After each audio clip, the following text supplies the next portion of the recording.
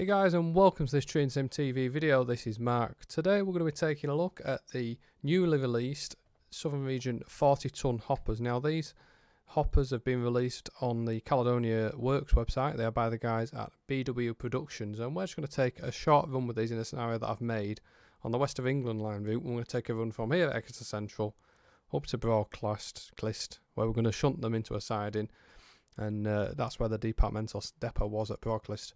Now these wagons absolutely stunning. I've had a good look around them. I'll show you guys around them in a few minutes, but as I said, these are available from Caledonia Works and they come in a variety of liveries and stuff. If you want to see the full range of wagons that you get, the different liveries and stuff, skip to the end of the video. That's why I'll just line them all up in a row.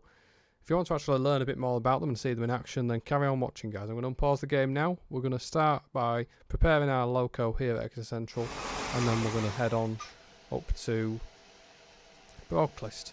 So we're in the centre road here at Central. We're just waiting for the road. It's a scenario that I've set in the autumn of 1963, and we are on loco number 34013. This is 34062. Sorry, this is Exmouth Junction's number 17 squadron, and looking rather drab, it has to be said. Alongside us, and the reason that we're not departing immediately, is 34018, and that is a Salisbury loco, and that's going to work the 320 departure to Salisbury, which we'll obviously be following, hence why we're sat here. Anyway, the main reason that we're here is obviously these wonderful looking 40-ton hoppers. These again have been released on the Caledonia Works site. They're by BW Productions, and the detailing on them is absolutely superb. Sort of came out of nowhere, these. I saw them in production for a while, but they certainly came out of nowhere, and I don't think really they've got the hype that they deserve, because they are really, really nice. Look at the rivet detail and stuff, and you know, the bogies and the overall suspension detail and stuff. It's really nice. They do have custom sounds on them, I'm suspecting from Steam Sound Supreme, although I'm not 100% certain. And of course these wagons are vacuum braked, so they are rather heavy. They're 40-ton hoppers, so they've got a bit of weight to them. We've got 10 on here, which is, including the brake van, that's 420 ton, so that's going to be a fair old load that we're going to be taking up to Broadclist. Now we're going to pull forward first of all to the junction in front of us here before I tell you a bit more about the wagons themselves. The video is going to double up as a little nice video on this route as well.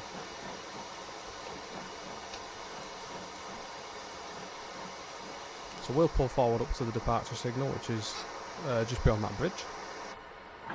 Here's an autumn scenario, so you're going to find that we have a little bit of wheel stop, hopefully. Just turn the game sound down quite a lot, because we'll have to be able to hear me. So yeah, we're just going to pull forward here to this signal at the end of the through road.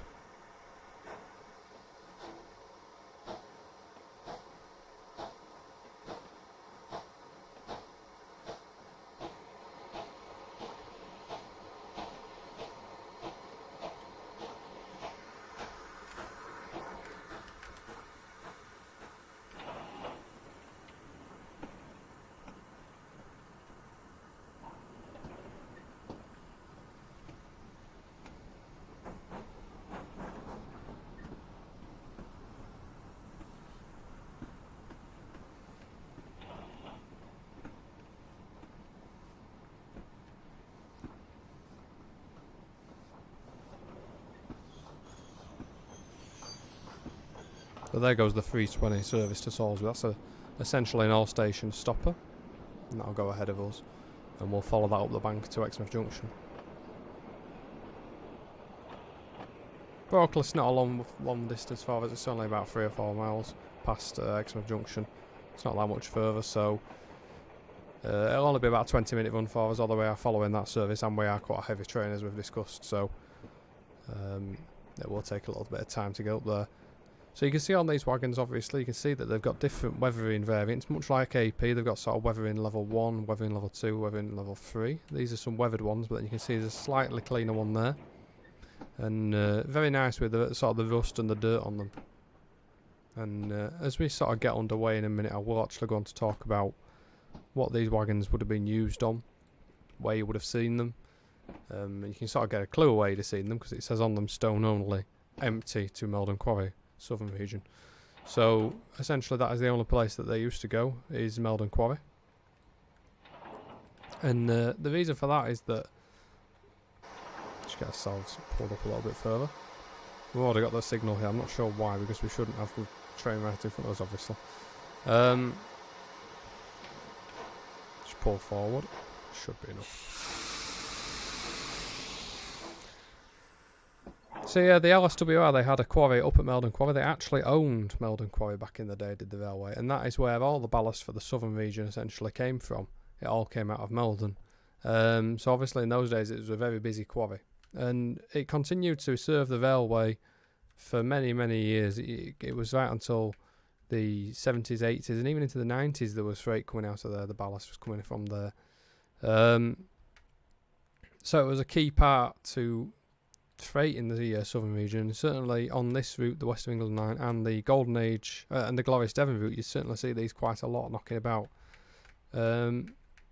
Now these aren't the only versions of these hoppers in this pack. There are various others, and I'll go on to read about those in a minute when we get going. So we have now got a clear road, I believe. We do. Let's get ourselves underway. We'll get past Exmouth Junction. Once we're past Exmouth Junction, I'll go on to read a bit more from the manual, and I'll tell you exactly what variants you get with this wagon pack. For now, let's just enjoy the climb up to Exmouth Junction with 34062, mainly because there's no point in me trying to shout over it.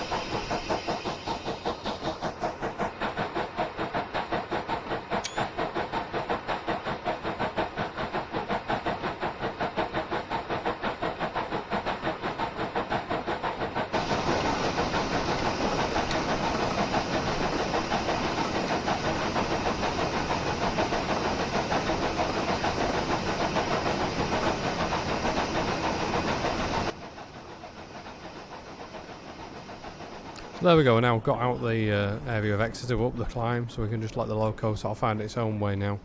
We got no real worries with it, it'll carry on as it's quite happy to do so. So yeah, in terms of what these wagons are, what you get in the pack, we'll have a look at the end of the video of all the models, as I say. So the introduction to these wagons, as in the manual, states that these bogie 40-ton hoppers were first introduced by the LSWR in 1903 and 1904 for the movement of ballast from Okehampton, where the company owned the Meldon quarry, to all corners of their network. Upon grouping in 1923, the fleet needed both replacement and expansion for the much larger area Meldon quarry had then started serving. This led the Southern Railway to build numerous wagons derived from the LSWR design. This started with diagram 1772 wagons in 1928, which were followed by the diagram 1774 wagons in 1935, and lastly the diagram 1775 wagons in 1947. The three types were all similar with minor variations, for example the brake equipment and hopper angles, but the larger visible change was the move to AAR pattern cast bogies for the diagram 1775 wagons. The Southern Railway types were later supplemented after nationalisation by the BR diagram 1/585, and they were built in 1954. And they were a near identical wagon to the 1775, apart from the fact that they used the GWR style plate bogies, which were largely inadequate for the task at hand and required frequently were breaking the broken bolster coils and worse in traffic. They were closely related to the 50-ton capacity BR whale wagons, which again had poor plate bogies.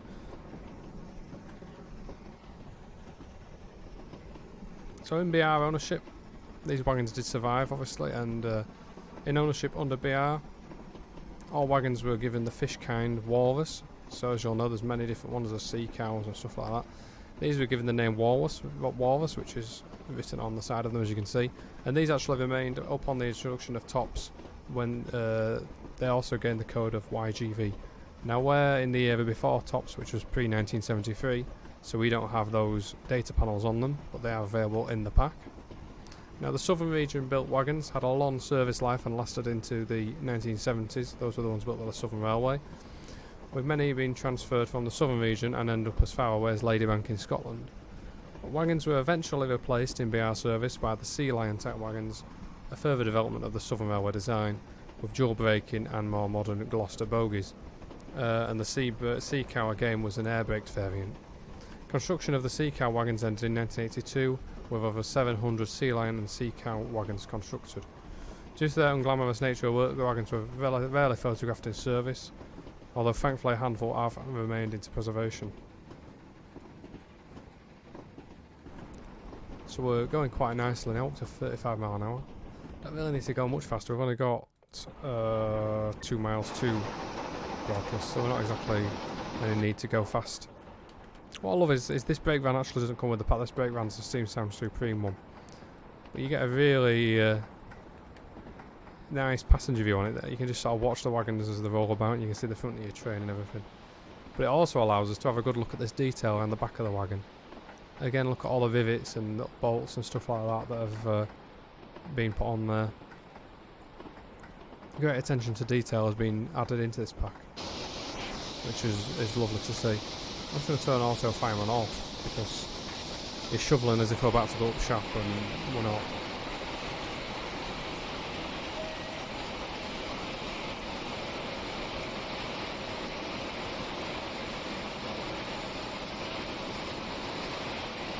Put a bit of extra water to try and kill that fire off. Also check the speed a little bit because we're kind of speeding.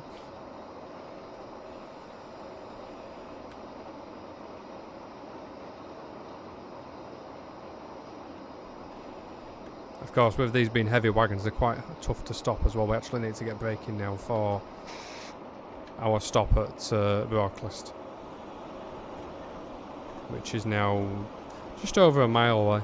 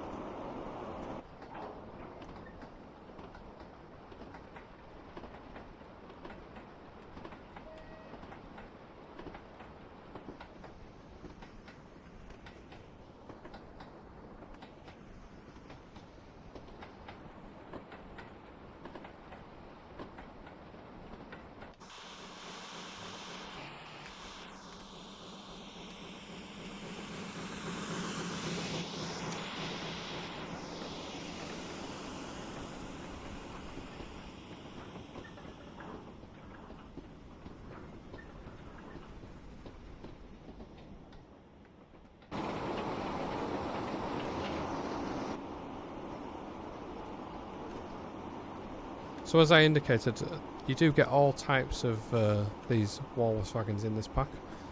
There was an update actually went out to add the BR versions into the pack a couple of weeks ago.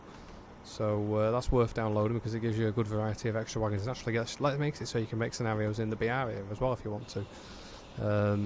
You know, into the top server, which is good. Of course, you could have already done it with the Southern Railway ones that were in the pack anyway, but the BR ones were obviously an important addition to that.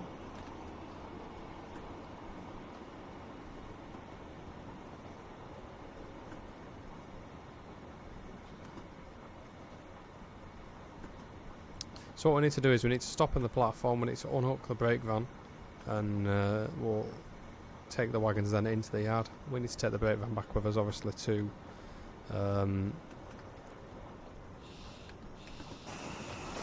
Exmouth Junction. It's really hard doing these videos and trying to concentrate on driving a steam loco at the same time.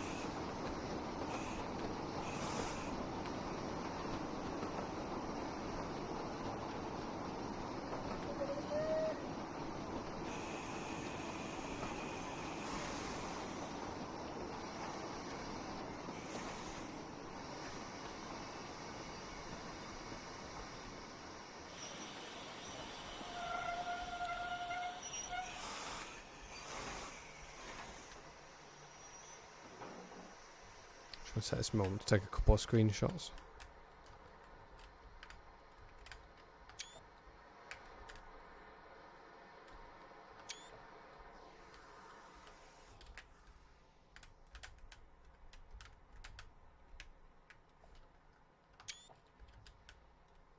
So we need this brake van back to take. We need to take this brake van back to Exmouth Junction with us.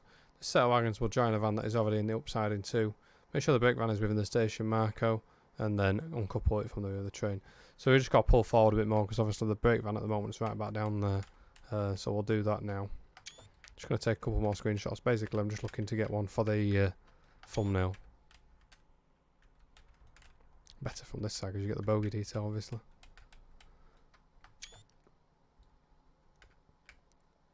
So obviously you get, much like AP wagon packs as well, you do get these loaded and empty variants, so that you get the correct weight in them, which is a really cool addition. So these obviously are loaded and they feel really weighty.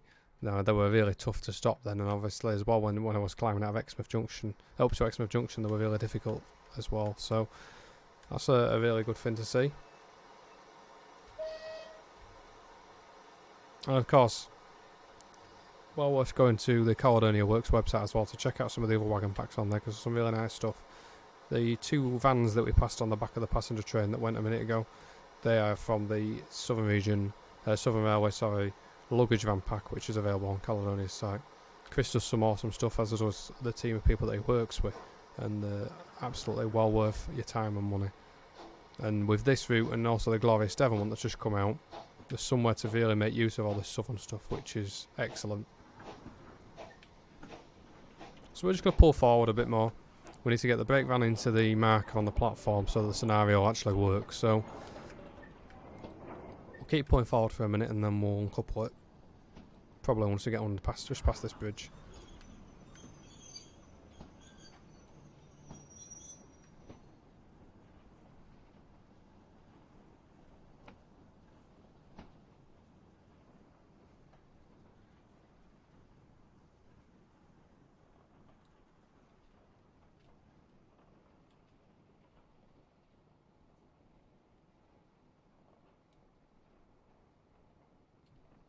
It should do it.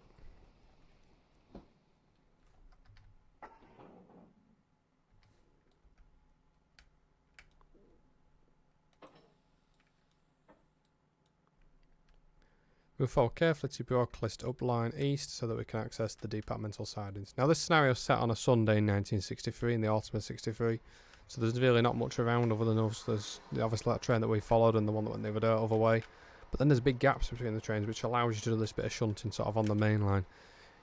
They never used to run for it on some Saturdays, for instance, because there will be absolutely no chance that they could actually get a path to do something like this.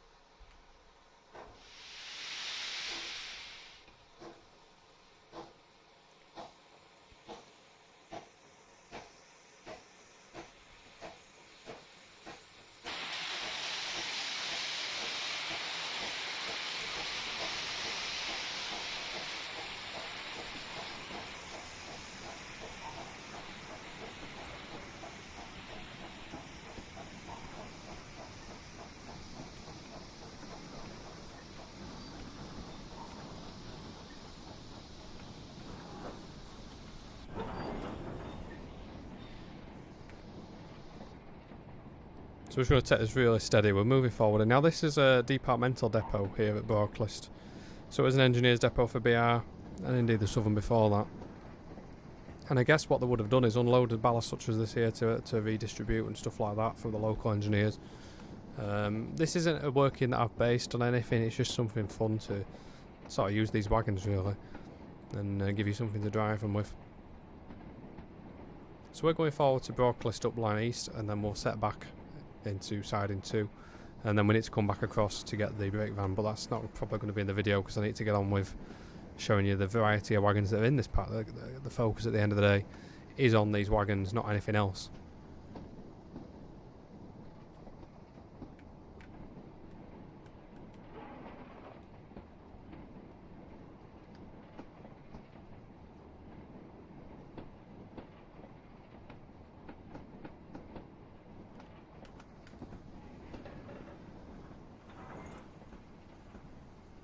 Really decent sounds. I'll turn the sounds up a bit more so you guys can hear them better.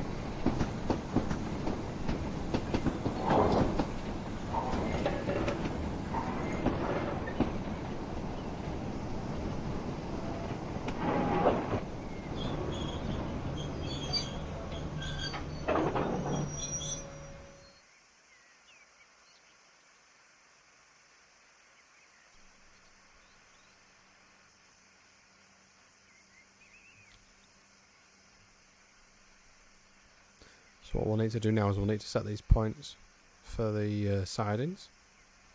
So set back into Broadclist siding 2 to drop off the wagons. So we're going into there, crossing over behind us, and then we're going into Broadclist up siding 2, where we'll be leaving the wagons.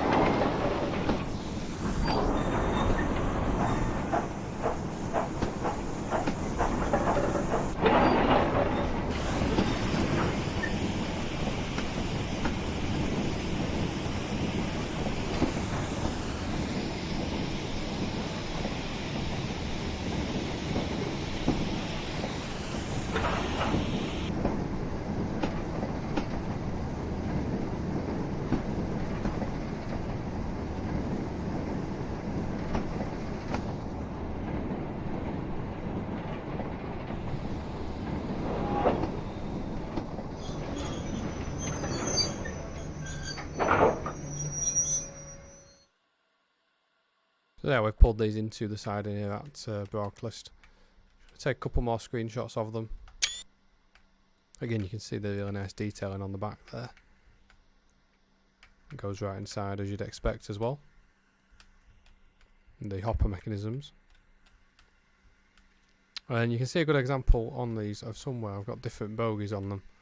I can't remember the diagram numbers because I'm dumb. But somewhere I thought I had two different styles of bogies on here. Oh, there we go. So you can clearly see on like that one, there's a different bogie design to that one. That's two different diagrams of wagons basically. You can see there you got the big square bit in the middle, and then on these ones you don't, because they're a different style of wagon. And it's nice to see those intricate sort of details brought through. They could have just done one variant and really people obviously would probably not have really noticed, but to actually know that they've taken that care and attention is really good. So we'll just get one more quick skill shot before we jump out and go have a look at the full range of wagons in this pack. So join us again in a minute when I'll have the full set out for you. Right guys, so here is the full range of wagons that you get in the pack. As you can see, that's an awful lot there. That is a decent amount for a wagon pack, I'm sure you will agree.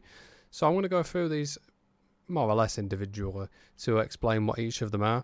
So you'll see they're arranged in order from weathering livery 1 on the left to weathering variant 3 on the right, and you can see that clearly over here with these ones. You can see they're very clean on the left and very dirty on the right. Anyway, let's start right up at the top over here, and we'll go through each variant and what you can do with these wagons as we go along. So these are the BR variant of the D1/585 diagram wagons, and you can see these have got the YGV on them now. So these are the tops variant. These are the ones that you would have seen in BR days, like into the 70s and stuff like that. Some lovely decals on here, such as lift date 17th of May 1984, stuff like that. It's really nice detail. You can also do lettering variations with these, much like you can with an AP pack. You can put in the numbering string, you can put like L=1, L=2 for the logos and stuff. It's a very similar way that this works. You put the same thing in semicolon L=1 or L=2, 3 or 4, and you can get different lettering styles. So you can see this one is totally different. It's got bits rubbed out, which is quite a cool thing to see. And it's got various other little remarks on it and markings on it. You can see that it's got, for instance, the overhead flashes are in different places and stuff like that. So that's good attention to detail. It's the sort of thing that you love to see in these packs, especially the paywall ones. It's fantastic to see. What I didn't show you before, of course, is the inside of an empty hopper. So you've got some nice little details down there on the hopper doors. Again, these are the BR D1/585 wagons that you can see over here. And again, you can see the various little details on the logo front. Again, this one's slightly different. It's got the data panel on that side, and it's got over the tear weight and stuff on there. And then this one's totally different again. It's got a northeast fin on there at the top, which I'm guessing means northeastern region, I'm supposing. And then on the back here, it's got some more text. It says, to securely close the centre door, the handle must be rotated to the fullest extent. The final jolt signifies the locking lever is over dead centre. So that's the BR D1/585 wagon. Now, the second line of wagons, same principle again, and I'm not going to show you all these for, in the same amount of detail. Now, the one thing I will show you is the bogie differences. So this is the BR one, as we said. This is another BR one, the vid one, but this is the diagram 1772 style wagon. And let's just have a little look here again. So this one is diagram 1774. So again, you can see those differences in the bogie detail, and also in the hopper door detail. You can see that one is sort of really slab fronted, and then these are sort of less angle on them. So that's again nice detail differences between those, and good to see. And you also get the drab olive livery that comes with the BR, the 585 diagram wagons. So you get those included as well.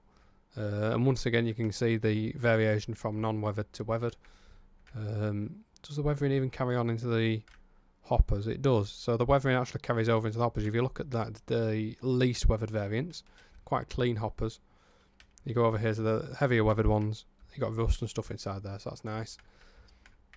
But yeah, again, that's the BR wagons.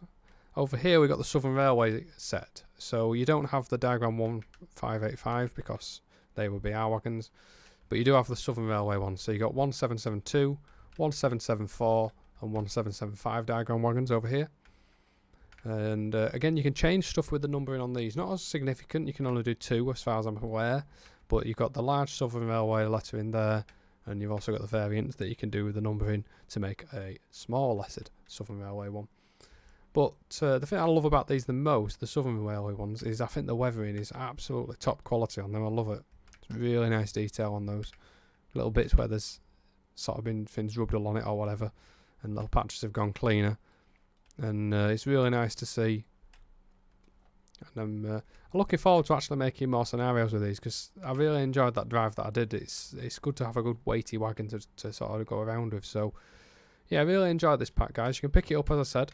It's available from the Caledonia Works website. It's been created by the guys over at